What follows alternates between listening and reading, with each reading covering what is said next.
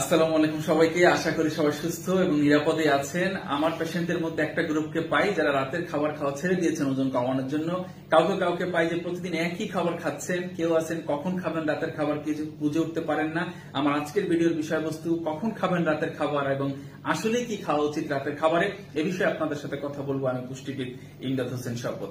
যে শ্রেণীর মানুষ ওজন কমানোর জন্য রাতের খাবার খাওয়া ছেড়ে দিয়েছেন তাদের উদ্দেশ্যে বলছি, খাবার খেয়ে ওজন কমানো যায়, তাই অযথা না খেয়ে নিজেকে কষ্ট না দিয়ে সুষম খাবার খেয়ে সুস্থ থেকে ওজন কমান। আপনার ওজনও কমবে, আপনি শারীরিকভাবে ভালো থাকবেন। কারণ দেখা গেছে যারা আসলে রাতের খাবার ছেড়ে দিয়ে ওজন কমানোর চেষ্টা করছেন তাদের ক্ষেত্রে যে প্রবলেমটা হয়, তাদের স্কিনের প্রবলেম, চুল পড়া, মাইগ্রেন থেকে শুরু করে এমন ক্লিনিক্যাল হিস্ট্রি তৈরি হয় যেটা আপনার অতীতে ছিল না। তো আপনাদের জন্য পরামর্শ, ওজন কমানোর ক্ষেত্রে রাতের খাবার ছেড়ে না দিয়ে পরিমিত পরিমাণে খাবারটা খেয়ে ওজন কমান, আপনি সুস্থ থাকবেন।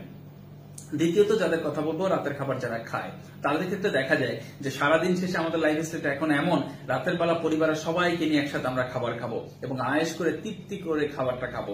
এই তৃপ্তি মন ভরে খাবারটা যখন খেতে যাই তখন আমরা প্রয়োজনের চেয়ে বেশি খাবার খেয়ে ফেলি। যেহেতু আমরা রাতে খাবারের পরে কোনো শারীরিক পরিশ্রম করি না, আমাদের তখনই ভুঁড়িটা বেড়ে যায়, ওজন বেড়ে যায়। যারা ডায়াবেটিক পেশেন্ট তাদের সকালবেলার ফাস্টিং সুগার লেভেলটা বেড়ে যায়। সেক্ষেত্রে পরামর্শ হচ্ছে, আপনারা যারা রাতের খাবার খাচ্ছেন তাদের ক্ষেত্রে যারা খাবারটা হতে হবে হালকা, খাবারটা হতে হবে কম মশলায়, কম তেলে। এরকম ভাবে যদি খাবারটা খান তাহলে রাতের খাবার থেকে আপনার আসলে কোনো জটিলতা তৈরি হবে না। এই জন্যই প্রবাদে বলা হয় রাতের খাবার খেতে হয় ভিক্ষুকের মতো। অর্থাৎ ভিক্ষুকের যেরকম কিছুটা অভাব থাকে সবসময়, রাতের খাবারের ক্ষেত্রে আমাদের মনে করতে হবে আমরা খুব বেশি অভাবী। এইবারের বিষয়টা হচ্ছে যে আমরা আসলে কখন খাবারটা খাবো, এটা দেশের এক দেশ থেকে আরেক দেশে ভ্যারি করে, লাইফস্টাইলের উপর ভ্যারি করে।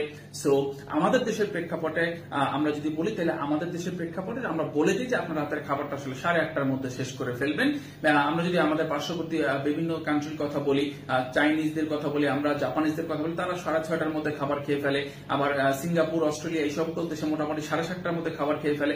আমাদের লাইফস্টাইলের সাথে আমরা বলে দিই আপনি 8:30টার মধ্যে খাবার খাওয়াটা শেষ করবেন এবং 10:30টার মধ্যে ঘুমোতে যাবেন। অ্যাটলিস্ট 2 ঘন্টা আগে খাবার খাওয়াটা শেষ করবেন। এখন আপনি যদি মনে করেন যে আমি বলে দিলাম 2 ঘন্টা আগে খাবার খাওয়া শেষ করবেন, এমন অনেকে পেয়েছি। আপনি যদি আসলে 12টায় ঘুমাতে যান, 10টায় খাবার খাওয়া শেষ করেন, তাহলে কিন্তু আসলে রাতের খাবারটা আপনার শরীরের জন্য কোনো ফ্রুটফুল কিছু হবে না, ক্ষতিকর বিষয় হয়ে দাঁড়াবে। এবং দেখা যাচ্ছে যেমন অনেক পেশেন্ট আছে যারা ডায়াবেটিক, সকালে ফাস্টিং সুগার হঠাৎ বেড়ে গিয়েছে, তাদের ক্ষেত্রে দেখা যায় যে আগের দিন রাতে তারা দেরি করে খাবার খাওয়াতে এই ফাস্টিং সুগারটা তাদের অনেক বেশি বেড়ে গিয়েছে। সো এই বিষয়টা যদি আমরা সময়ের বিষয়টা খেয়াল রাখি, তাহলে 8:30টার মধ্যে আমরা খাবার খেয়ে ফেলবো।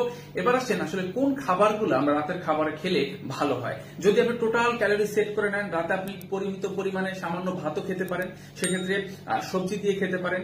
আপনাকে প্রোটিনের উৎস হিসেবে আমরা বলে থাকি মাছ বা মাংস দিয়ে খেতে পারেন। অর্থাৎ রাতের খাবারটাকে আমরা সেট করি কার্বোহাইড্রেট, প্রোটিন, ফ্যাটের একটা ব্যালেন্স রেশিওতে, এবং সেই কার্বোহাইড্রেটের সোর্স হিসেবে আমরা ভাতকে নিতে পারি, আমরা রুটিকে নিতে পারি, আমরা ওটসকে নিতে পারি। প্রোটিনের সোর্স হিসেবে আমরা নিতে পারি মাছ, মাংসকে।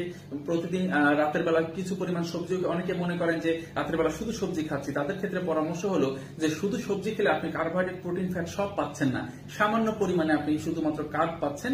বাট আলটিমেটলি রাতের খাবারে আমাদের প্রত্যেকটা কার্বোহাইড্রেট, প্রোটিন, ফ্যাট যদি এনশিওর করতে চাই, তাহলে মাছ এবং মাংস রাখতে হবে এবং কার্বোহাইড্রেট এবং ফ্যাট যে আমরা রান্নার যে তেল আসছে সব মিলিয়ে আমরা এই ব্যালেন্স খাবারটাকে সেট করব। আরেকটা বিষয় হচ্ছে রাতের খাবারের ক্ষেত্রে অনেকে যেটা করেন সেটা হচ্ছে, অনেকে দেখা যায় যে রাতের খাবারটা অল্প পরিমাণে খান, বেশি অল্প। তাদের ক্ষেত্রে আবার দেখা যায় যে রাতের মাঝখানে ঘুম ভেঙে যায় খাবারের ক্ষুধার কারণে। তখন কিন্তু আর সাইকোলজিক্যালি কিছুই মনে থাকে না যে আসলে আমি কতটুকু খেয়েছিলাম আর এখন কি খাওয়া উচিত। তখন হাতের সামনে যা পায় তাই খেয়ে ফেলে। আলটিমেটলি এই জন্যই বলা হয় যে ব্যালেন্স ওয়েতে যদি আপনি খাবারটা খান তাহলে রাতে আর আপনার ক্ষুধা লাগবে না। এবং অনেক ক্ষেত্রে আমরা যেটা করি, যে একটা লং টাইম ফাস্টিং থাকার চেয়ে রাতের খাবারটা 8:30টায় শেষ করে ফেললে ঘুমানোর আগে আমরা অনেক সময় প্রয়োজন অনুসারে লো ফ্যাট মিল্ক বা স্বাভাবিক মিল্ক বা টক দই থেকে শুরু করে আমরা বিভিন্ন একটু সামান্য খাবার রাখি, যেটা আসলে ঘুমের ক্ষেত্রে তার আর কোনো ধরনের ক্ষুধার যাতে উদ্রেক না করে।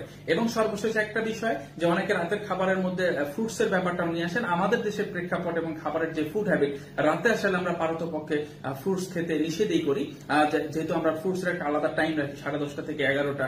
সো এই টাইমে ফ্রুটস খাওয়ার জন্য পারফেক্ট টাইম। সো আপনারা যদি আসলে খাবার খাওয়ার ক্ষেত্রে, রাতের খাবার খাওয়ার ক্ষেত্রে এতটুকু মেনে চলেন, তাহলে আশা করি যে রাতের খাবার নিয়ে একটা ভয় থাকে, ভীতি থাকে, আমি খেলে আমার এই হবে কিনা, আমার শারীরিক কোনো সমস্যা হবে কিনা, সেরকম কোনো ভয় আপনারা পাওয়ার দরকার নেই। পরিমিত পরিমাণ আপনার যতটুকু প্রয়োজন সেটা জেনে রাতের খাবারটা খান এবং নিউট্রিশন নিশ্চিত করে এমন খাবার খান, সুষম খাবার খান। সবাই সুস্থ থাকুন, নিরাপদে থাকুন। আসসালামু আলাইকুম সবাইকে।